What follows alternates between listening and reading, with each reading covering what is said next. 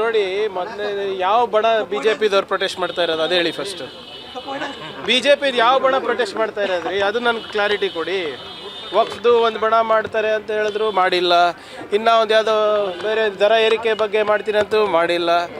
ಈಗ ಉದಯಗಿರಿ ಬಗ್ಗೆನೂ ಮಾಡ್ತಾ ಇದ್ದಾರೆ ಅಂತ ಯಾವ್ದು ಬಣದ ಪ್ರೊಟೆಸ್ಟ್ ಇದೆ ಅಂತ ಗೊತ್ತಾದರೆ ನಾವು ಹೇಳ್ಬೋದು. ಯಾವುದೇ ಸರ್ ಇಲ್ಲ, ಅದು ಅಧಿಕೃತ ಬಿ ಜೆ ಪಿನ ಅನಧಿಕೃತ ಬಿ ಜೆ ಪಿನ ಗೊತ್ತಾದರೆ ಅದ್ರ ತಕ್ಕಂಗೆ ಸೆಕ್ಷನ್ ಹಾಕಿರ್ಬೋದು. ಆಮೇಲೆ ಬಿ ಜೆ ಪಿಯವರು ಭಾಳ ಸ್ಪಷ್ಟವಾಗಿ ಹೇಳಲಿಕ್ಕೆ ನಾನು ಬಯಸ್ತಾ ಇದ್ದೀನಿ, ಅಲ್ಲಿ ಹೋಗ್ತಾ ಇರೋದೇನಕ್ಕೆ, ಅಲ್ಲಿ ಈಗ ಎಲ್ಲ ಆದಮೇಲೆ ಹೋಗ್ತಾ ಇರೋದೇನಕ್ಕೆ. ಈಗ ಮೊನ್ನೆ ತಾನೇ ಪ್ರತಾಪ್ ಸಿಂಹ ಅವ್ರ ಮೇಲೆ ದ್ವೇಷದ ಭಾಷಣ ಮಾಡಿದ್ದಾರೆ ಅಂದ್ಬಿಟ್ಟು ಕೇಸ್ ಆಗಿದೆ. ಇವ್ರದ್ದು ಉದ್ದೇಶ ಏನಿದೆ? ಕರ್ನಾಟಕದಲ್ಲಿ ಕಾನೂನು ಸುವ್ಯವಸ್ಥೆ ಹಾಳು ಮಾಡಬೇಕಂತ ದುರುದ್ದೇಶದಿಂದನೇ ಇವರೆಲ್ಲ ಮಾಡ್ತಾ ಇರೋದು.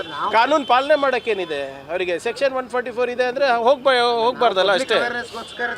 ಏನು ಅವೇರ್ನೆಸ್ ಮಾಡ್ತಾ ಇದ್ದಾರೆ? ಪಬ್ಲಿಕ್ ಅವೇರ್ನೆಸ್ ಯಾವುದ್ರ ಪಬ್ಲಿಕ್ ಅವೇರ್ನೆಸ್ ನಿಜವಾಗ್ಲೂ ಬಿ ಜೆ ಪಿ ಏನಾದರೂ ಮಾಡಬೇಕಂದ್ರೆ ಕೇಂದ್ರ ಸರ್ಕಾರ ಏನು ಕನ್ನಡಿಗರಿಗೆ ಅನ್ಯಾಯ ಮಾಡ್ತಾ ಇದ್ರೆ ಅದ್ರ ಬಗ್ಗೆ ಅವೇರ್ನೆಸ್ ಮಾಡಿ. ಹೋಗಿ ಕೇಂದ್ರ ಸರ್ಕಾರದಲ್ಲಿ ಮಹಾರಾಷ್ಟ್ರ ಸರ್ಕಾರ ಏನು ಕನ್ನಡಿಗರ ಮೇಲೆ ದೌರ್ಜನ್ಯ ಮಾಡ್ತಾ ಇದ್ರೆ ಅದ್ರ ಬಗ್ಗೆ ಅವೇರ್ನೆಸ್ ಮಾಡಿ. ಇದ್ರ ಬಗ್ಗೆ ಅವೇರ್ನೆಸ್ ಏನು ಅವಶ್ಯಕತೆ ಇಲ್ಲ ಯಾರಿಗೂ. ಒಂದು ನೋಟಿಸ್ ಜಾರಿ ಮಾಡಿದ್ದಾರೆ, ಒಂದು ವೇಳೆ ಗೃಹಜ್ಯೋತಿ ಹಣ ಏನಾದರೂ ಸರ್ಕಾರ ಕಟ್ಟಲಿಲ್ಲ ಅಂದರೆ ಜನ ಕಟ್ಟಬೇಕು ಅಂತೇಳಿ.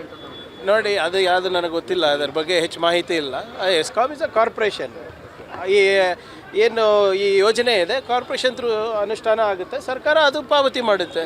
ಜನರು ಯಾಕೆ ಇಲ್ಲ, ಯಾರು ಅದು ಕೊಟ್ಟಿದ್ದಾರೆ ನನಗೆ ಸಂಪೂರ್ಣವಾದಂಥ ಮಾಹಿತಿ ಇಲ್ಲ ನನಗೆ. ಆದರೆ ಏನೇ ಇದ್ರೂ ಕೂಡ ಸರ್ಕಾರನೇ ಭರಿಸಬೇಕು. ಇಟ್ಸ್ ಏನು guarantee by the government, not by the ESCOM. So ಎಸ್ಕಾಮ್ದವ್ರು ಯಾರೋ ಏನೋ ಮಾಡಿರ್ತಾರೆ ಅಂತ ಅದಕ್ಕೆಲ್ಲ ನಾವು ಗಮನ ಕೊಡೋದ ಅವಶ್ಯಕತೆ ಇಲ್ಲ. ಎಸ್ಕಾಮಿಂದ ಏನು ಆಗ್ತಾ ಇದೆ ಅದನ್ನು ಪಾವತಿ ಮಾಡೋದು ನಮ್ಮ ಜವಾಬ್ದಾರಿ ಆಗ್ತದೆ, ಮಾಡ್ತೀವಿ. ಯಾರು ವಿಜೇಂದ್ರ ಅವ್ರ ದಿವಾಳಿ ಆಗಿದ್ದಾರೆ. ಫಸ್ಟ್ ಅವ್ರ ಏನು ದಿವಾಳಿತನ ಅವ್ರ ಪಾರ್ಟಿನಲ್ಲಿದೆ ಅದ್ರ ಬಗ್ಗೆ ಮಾತಾಡಲಿ. ಕೇಂದ್ರದಿಂದ ಆಗ್ತಾ ಇರುವಂಥ ಅನ್ಯಾಯ ಏನಿದೆ ನಮ್ಮ ರಾಜ್ಯಕ್ಕೆ ಅದ್ರ ಬಗ್ಗೆ ಮಾತಾಡಲಿ. ಸುಮ್ಮನೆ ಪಾಪರ್ ಸರ್ಕಾರ, ಆ ಸರ್ಕಾರ, ಈ ಸರ್ಕಾರ ಅಂತ ಹೇಳ್ತಾ ಇದ್ದಾರಲ್ಲ. ಇನ್ನೇನು ಮುಂದಿನ ಶನಿವಾರ ಬರಲಿ, ಅವರಿಗೂ ಆಹ್ವಾನ ಮಾಡ್ತೀನಿ. ಕಲ್ಯಾಣ ಕರ್ನಾಟಕ ವತಿಯಿಂದ, ಬೋರ್ಡ್ ವತಿಯಿಂದ 1000 ಕೋಟಿ ರೂಪಾಯಿದು ಕಲ್ಯಾಣ ಪಥ ಉದ್ಘಾಟನೆ ಆಗ್ತಾ ಇದೆ. ಇನ್ನು ಒಂದು ತಿಂಗಳಾದ ಮೇಲೆ ಪ್ರಗತಿ ಪದ 5000 ಕೋಟಿನಲ್ಲಿ ನಾವು ಅನುಷ್ಠಾನಕ್ಕೆ ತರ್ತಾ ಇದ್ದೀವಿ. ಬರಲಿ, ಅವರು ಬರಲಿ, ಅವ್ರ ಕಾನ್ಸ್ಟಿಟ್ಯೂನ್ಸಿಗೂ ಕೊಡ್ತಾ ಇದ್ದೀವಲ್ಲ ದುಡ್ಡು. ಸುಮ್ಮನೆ ಪಾಪರ್ ಆಗಿದೆ ಸರ್ಕಾರ ಏನಿದೆ, ಏನು ಅಂಕಿಅಂಶಗಳು ತೋರಿಸ್ಲಿ ಸರ್. ಅವರು ಸಾಲ ಮಾಡಿ ತುಪ್ಪ ತಿಂದಿರೋರು ಅವರು, ಅವರ ಏನು ಸಾಲದ ಬಡ್ಡಿ ಕಟ್ತಾ ಇರೋದು ನಾವು.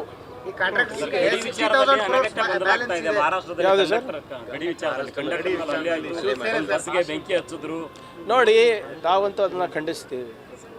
ಬೆಳಗಾವಿ ಬಗ್ಗೆ ಯಾರು ಪುಂಡಾಟಿಕೆ ಮಾಡೋ ಅವಶ್ಯಕತೆ ಇಲ್ಲ. ಭಾಳ ಸ್ಪಷ್ಟವಾಗಿ ನಾವು ಸಂದೇಶ ಮಹಾರಾಷ್ಟ್ರದವರಿಗೂ ಹೇಳಿದ್ವಿ, ಕೇಂದ್ರ ಸರ್ಕಾರದವರಿಗೂ ಹೇಳಿದ್ವಿ. ಈಗ ಮಹಾರಾಷ್ಟ್ರದಲ್ಲಿ ಅವ್ರ ಸರ್ಕಾರ, ಬಿ ಜೆ ಪಿ ಅವ್ರ ಸರ್ಕಾರ ಇರೋದು, ಕೇಂದ್ರದಲ್ಲೂ ಅವ್ರದ್ದೇ ಸರ್ಕಾರ ಇರೋದು. ಡಬಲ್ ಇಂಜಿನ್ ಸರ್ಕಾರಗಳು ಮಾತಾಡ್ಕೊಂಡು ಹೇಳಿ ಹಿಂಗೆಲ್ಲ ಮಾಡಬಾರ್ದು ಅಂತ. ಯಾವುದು ಅಲ್ಲಿ ಪುಂಡಾಟ ಮಾಡಿದವ್ರು ಎಲ್ಲ ಯಾರೇ ಇರ್ಬೋದು ರೀ. ಕರ್ನಾಟಕದ ನೆಲ ಜಲ ವಿಚಾರ ಬಂದಾಗ ಅವೆಲ್ಲ ಏನೂ ಇಲ್ಲ. ನಮಗೆ ಕ್ಲಿಯರ್ ಮ್ಯಾಂಡೇಟು, ಜನರು ನಮ್ಮ ಗಡಿಯನ್ನು ಸಂರಕ್ಷಣೆ ಮಾಡೋಕ್ಕೆ ಕೊಟ್ಟಿದ್ದಾರೆ. ಕನ್ನಡಿಗರಿಗೆ ಉದ್ಧಾರ ಆಗಬೇಕಂತ ಮಾಡೋಕ್ಕೆ ಕೊಟ್ಟಿರೋದು ನಮ್ಗೆ ಮ್ಯಾಂಡೇಟು. ಈಗ ಮತ್ತೆ ಶಿವರಾತ್ರಿ ಬಂತು, ಆಳಂದಲ್ಲಿ ರಾಘವ ಚೈತನ್ಯ ಶಿವಲಿಂಗ ಪೂಜೆ ಸಲ್ಲಿಸಂಥದ್ದು. ನೋಡಿ, ಕಾನೂನು ಎಲ್ಲರಿಗೂ ಅನ್ವಯಿಸ್ತದೆ, ಅದು ಯಾವನೇ ಇರಲಿ, ಆಯಿತಾ? ಇಲ್ಲ, ಈ ಬಾರಿ ಅನುಮತಿ ಏನಾದರೂ ಕೊಡ್ತೀರಾ ಅಂತ? ನಾನಲ್ಲ, ಕೋರ್ಟ್ ಕೊಡಬೇಕಲ್ಲ. ಕೋರ್ಟ್ನಲ್ಲಿ ಇದೆ ಅಲ್ವಾ ಮ್ಯಾಟರು. ನಾವು ಏನೇನು ಸಬ್ಮಿಟ್ ಮಾಡಬೇಕು ಕೋರ್ಟಿಗೆ ಸಬ್ಮಿಟ್ ಮಾಡಿದ್ದೀವಿ. ಕೋರ್ಟ್ ಏನು ಹೇಳ್ತದೆ ಡೈರೆಕ್ಷನ್ ಹಿಂದೆನೂ ಪಾಲನೆ ಆಗಿದೆ, ಮುಂದೆನೂ ಪಾಲನೆ ಆಗುತ್ತೆ. ಆದರೆ ಕಾನೂನನ್ನು ಕೈಗೆ ತೊಗೊಂಡು ಹೋದರೆ ಅದರದ್ದು ಪ್ರತಿಫಲ ಇದೆ. ಹೌದು, ಅವ್ರಿಗೆ ಅಷ್ಟೇ ಇರೋದು. ಅವರೇ ತಾನೇ ಯಾವಾಗಲೂ ನೋಡಿ, ಅವರೇ ಕಾನೂನು ಉಲ್ಲಂಘನೆ ಜಾಸ್ತಿ ಮಾಡ್ತಾ ಇರೋದಲ್ಲ. ಯಾರು ಕಾನೂನು ಉಲ್ಲಂಘನೆ ಮಾಡ್ತಾರೆ ಅವರಿಗೆ ತಾನೇ ಕಾನೂನು ಅನ್ವಯಿಸ್ತದೆ. ಇನ್ನೊಂದು ಉದ್ಯಾನವನದ ಬಗ್ಗೆ ಸ್ವಲ್ಪ. ಯಾವ ಉದ್ಯಾನವನ? 83/2 ಸರ್ವೆ ನಂಬರ್. ನೋಡಿ, ಲೀಗಲ್ ಆಗಿ ಮಾಡಿದ್ರೂ ಪ್ರಾಬ್ಲಮ್, ಇಲ್ಲಿಗಲ್ ಮಾಡಿದ್ರೆ ತಾನೇ ಸುದ್ದಿ ಆಗೋದು. ಇಲ್ಲಿಗಾಲಿಟಿ ಏನಿದೆ ಅದು ತೋರಿಸ್ಲಿ. ಬಿ ಜೆ ಪಿಯವ್ರು ಆಯ್ತಲ್ಲಪ್ಪ, ಈಗ ಎಷ್ಟು ಕೇಸ್ಗಳು ಆಯಿತು. ಈಗ ನನ್ನ ರಾಜೀನಾಮೆ ಕೇಳಿ ಈಗ 4 ಸರಿ ಆಯ್ತೇನ್ರಿ ಬಿ ಜೆ ಪಿಯವರು? ಆಯ್ತಾ ಇಲ್ಲ? ಯಾಕೆ ವಿಜೇಂದ್ರ ಅವ್ರು ಯಾಕೆ ಬಂದಿಲ್ಲ ಕಲಬುರ್ಗಿಗೆ ಪ್ರೊಟೆಸ್ಟಿಗೆ? ಬಂದು ಇಲ್ಲ ಇಲ್ಲ, ನೀವು ನಂಬ್ತೀರಾ? ವಿಜೇಂದ್ರ ಅವ್ರು ಹೇಳ್ಬಿಡ್ಲಿ ಪ್ರಿಯಾಂಕರ್ಗೆ ಜೊತೆ ಅಂಡರ್ಸ್ಟ್ಯಾಂಡಿಂಗ್ ಇದೆ ನಂದು ಅಂತ. ಈಗ ವಿಜೇಂದ್ರ ಅವ್ರ ಬಗ್ಗೆ ಇರ್ಬೋದು, ಏನೇ ಫ್ಯಾಕ್ಟ್ ಈಸ್ ಫ್ಯಾಕ್ಟ್. ಅವರ ಅಫಿಡವಿಟ್ ಬಗ್ಗೆ ಯಾರು ರೇಸ್ ಮಾಡಿದ್ರಿ? ಯಡಿಯೂರಪ್ಪ ಅವ್ರ ಪಾಕ್ಸ್ಕೋ ವಿಚಾರ ಬಗ್ಗೆ ಯಾರು ರೇಸ್ ಮಾಡಿದ್ರಿ? ಇದು ಅಡ್ಜಸ್ಟ್ಮೆಂಟ್ ಅಂತಾರ?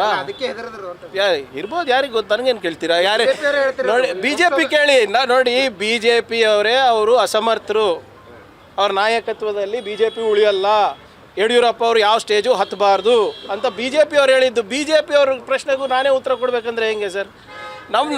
ನಂದು ಕೇಳಿ ನಾನು ಹೇಳ್ಬೋದು ನೋಡಿ. ಕರ್ನಾಟಕದಲ್ಲಿ ಪಂಚಾಯತ್, ಇಡೀ ದೇಶದಲ್ಲಿ ಕರ್ನಾಟಕ ಪಂಚಾಯತ್ ರಾಜ್ನಲ್ಲಿ ನಂಬರ್ 1 ಇದೆ. ಯಾರನ್ನ ಕೇಳಿದ್ರೆ ನನಗೆ ಚೆನ್ನಾಗಿ ಮಾಡಿದ್ದೀರಾ ಸರ್ ಕೆಲಸ ಅಂತ ಒಬ್ಬರು ಹೇಳಿಲ್ಲ ನನಗೆ. ಬರೇ ಯಾವನೋ ಸ್ವಾಮೀಜಿ ಅಂತ, ಇವ್ರು ಬಿ ಜೆ ಪಿ ಅಂತ, ಇವ್ರು ಬಿಟ್ಟು ಬೇರೆ ಏನು ಕೆಲಸ ಇಲ್ಲೇನ್ರಿ ನಮಗೆ?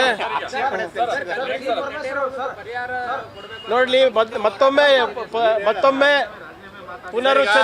ಉಚ್ಚಾರ ಮಾಡ್ತಾ ಇದ್ದೀನಿ, ನೆಟ್ಟೆ ರೋಗ ಅಲ್ಲ ಅದು. ಏನು ಡೀಪ್ ರಾಟ್ ಅಂತ ಏನು ಹೇಳ್ತಾರೆ ಅದು ನೋಡಿ, ಯಾರು ಇನ್ಶೂರೆನ್ಸ್ ಒಳಗಾಗಿಲ್ಲ ಅವ್ರಿಗೆ ಮಾತ್ರ ತೊಂದರೆ ಆಗ್ತಾ ಇದೆ. ಇಲ್ದಿರ ಆಗಲೇ 76 ಕೋಟಿ ರೂಪಾಯಿ ಇನ್ಶೂರೆನ್ಸನ್ನು ನಾವು ಕೊಡಿಸಿದ್ದೀವಿ. ಬೀದರಿಗಾಗಿಲ್ಲ, ರಾಯಚೂರಿಗಾಗಿಲ್ಲ, ಯಾದಗಿರಿಗಾಗಿಲ್ಲ. ಇಲ್ಲಿ ನಾವು ಬೆನ್ನಿಂದ ಬಿದ್ದು ವಿ ಹ್ಯಾವ್ ಎನ್ಶೋರ್ಡ್ ನಮ್ಮ ರೈತರಿಗೆ ಅನ್ಯಾಯ ಆಗ್ಲಾರ್ದಂಗೆ ನೋಡ್ಕೊಂಡಿದ್ದೀವಿ, ಮತ್ತೆ ಪ್ರೋತ್ಸಾಹಧನೂ ಕೊಟ್ಟಿದ್ದೇವೆ. ಸೊ ಇದನ್ನ ಏನಿದೆ ನೋಡೋಣ, ಯಾರು ಅನ್ಇನ್ಶೋರ್ಡ್ ಇದ್ದಾರೆ ರೈತರು, ಅದ್ರ ಬಗ್ಗೆ ನೋಡೋಣ. ಸರ್, ಕುಮಾರಸ್ವಾಮಿ ಅವರು ಈ ಕಾಂಗ್ರೆಸ್ ಸರ್ಕಾರದ ಬಗ್ಗೆ ಮಾತಾಡೋದು ತುಂಬಾ ಅಸಹ್ಯ ಆಗ್ತಾ ಇದೆ ಅಂತ ಯಾರು ಮಾತಾಡೋಕೆ ಹೇಳ್ತಾ ಇದ್ದಾರೆ ರೀ? ನಿಮ್ಗೆ ಅಸಹ್ಯ ಆಗ್ತಾ ಇದ್ರೆ ಯಾರು ಮಾತಾಡೋಕೆ ಹೇಳ್ತಾ ಇದ್ದಾರೆ ಹೇಳಿ? ನಾವೇನಾದರೂ ಹೋಗಿ ಕೇಳಿದೀವ ಕಾಂಗ್ರೆಸ್ ಪಕ್ಷದ ವೈಖರಿ ಹೆಂಗೆ ನಡೀತಾ ಇದೆ, ಸರ್ಕಾರ ಹೇಗೆ ನಡೀತಾ ಇದೆ, ವಿಶ್ಲೇಷಣೆ ಮಾಡಿ ಅಂತ ನಾವೇನಾದರೂ ಕೇಳಿದ್ದೀರಾ? ಪ್ರಬಂಧ ಬರ್ದ್ಕೊಡಿ ಅಂತ ಹೇಳಿದ್ದೀರಾ ರೀ? ಅವರು ನಿಜವಾಗ್ಲೂ ಮಾತಾಡಬೇಕು ಅಂದರೆ ಅಸಹ್ಯ ಆಗ್ತಾ ಇದ್ರೆ ಅವ್ರಿಗೆ ಅಸಹ್ಯ, ಅವ್ರ ಮನೆ ಮಕ್ಕಳು ಮಾಡಿದ್ರಲ್ಲ ಅದು ಅಸಹ್ಯ, ಅದ್ರ ಬಗ್ಗೆ ಮಾತಾಡ್ತಾರಾ? ಸುಮ್ಮನೆ ಪದೇ ಕಾಂಗ್ರೆಸ್ ಬಗ್ಗೆ ಮಾತಾಡೋದು ಅಸಹ್ಯ, ಸಿದ್ದರಾಮಯ್ಯ ಅವ್ರ ಬಗ್ಗೆ ಮಾತಾಡೋಕೆ ಅಸಹ್ಯ, ಡಿ ಕೆ ಶಿವಕುಮಾರ್ ಸಾಹೇಬ್ರ ಬಗ್ಗೆ ಮಾತಾಡೋಕೆ ಅಸಹ್ಯ. ಏನಿದು? ಅವ್ರ ಮನೆ ಮಕ್ಕಳು ಮಾಡಿದ್ದಲ್ಲ ಅದು ಭಾಳ ಚೆನ್ನಾಗಿತ್ತಾ?